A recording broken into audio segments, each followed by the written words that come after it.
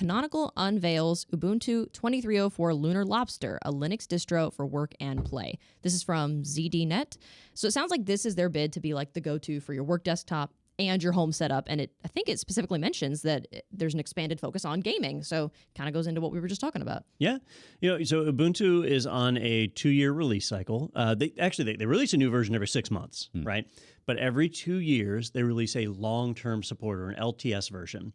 And so the latest LTS version is 22.04, so it came out last April. And here we are it's the end of April, practically May in 2024, or 2023, if I can remember what year it is.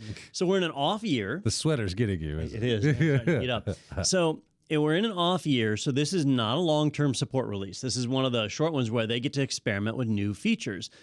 Normally, the stuff that we see in their non-LTS versions will eventually make it into the next LTS version. So that would be 24.04, so next April. But there's a really cool feature available in 23.04 that I wanted to highlight that's so important, they're going to be backporting it to 22.04. So they're going forward and backwards on this one. And that is integration with Azure AD. So you've been able to configure an Ubuntu box to authenticate against a Windows Active Directory server for quite some time, but it's always been an on-prem Active Directory domain controller. Now you can synchronize it with Azure AD, which works for Microsoft 365 environments and people that are entirely online. That's been a gap that really most Linux distros have had. You've been able to cobble it together one way or another, but it's barely worked. Well, with Ubuntu, they're testing it now in 23.04, but they're going to put it into the LTS versions, into 22.04 and the upcoming 24.04, and it'll be a commercially supported product at that point. So, you'll be able to sit down on an Ubuntu machine and authenticate with your online Microsoft credentials. That will be a big gateway into businesses and enterprise. Oh, this is it, Don. We have finally reached that crucible, right, where Linux will actually overtake Windows as the desktop operating system of choice. Now that it can integrate with Active Directory or Azure Active Directory, this is the thing we've been waiting for. Well, I don't know that it gets us all the way there, right? Don't crush my dreams, Don. So, in today's world, where the majority of our apps are web apps. Stupid? Oh. And stupid, yes, both. I mean, that was a given. But they're web apps. Yeah, I mean, you could be on a Linux box, a Mac, Windows, doesn't matter, right? You just need your web browser. That's it. And there's Edge that'll run on Linux and Chrome that'll run on Linux and on all the other browsers, Firefox, Brave, whatever, they all run on Linux. So you could grab a Linux desktop. Now you can use it in a work environment that uses Microsoft authentication. So that kind of takes me back to our previous conversation, is many Linux distributions are far less resource intensive than your Windows systems. So you start marrying the idea. Actually, I'm making a joke about, this is the thing that pushes Linux over the edge. It becomes, the desktop operating system. But it actually might cut into it a little bit, because when people find, oh, you mean I get better performance out of my hardware when I run Linux over Windows? And now I can do just about everything I could do before, and just about as easily as I could before. Don't get me wrong. If you get too deep down the rabbit hole, Linux, there's always some little caveats to, if yes, a Ferrari is nice, but when it breaks, it's a Ferrari that's broken, not a Ford. And you're going to have some trouble.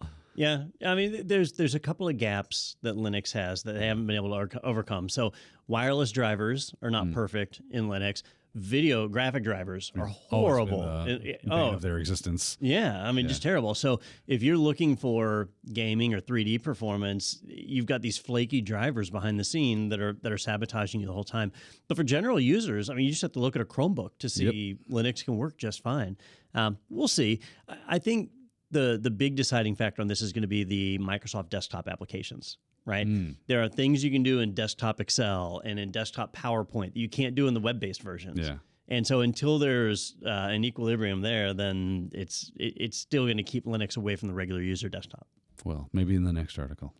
Yeah, next week. Next week. I'm curious. Microsoft apps. I don't know if either of you guys have an answer to this, or if there is an answer. Is there a reason that they gave it the nickname Lunar Lobster? Does that have a deeper meaning? Or Because they give them stupid names. They just thought it was fun. Okay. I want to add roll to the end of that. The Lunar Lobster roll. That would be good. So good, it's out of this world. Exactly. So they just make it where the first letters, it's alliteration. So it'll always be something like By Stefan yeah, and that kind of thing. Okay, I didn't know if What it was was the like what was the greasy? Was it gorilla? Something gorilla? Was it gorilla? I forget. They always have stupid names. ape something. they always have stupid names. Yeah, Yes, grape ape. Gorilla good.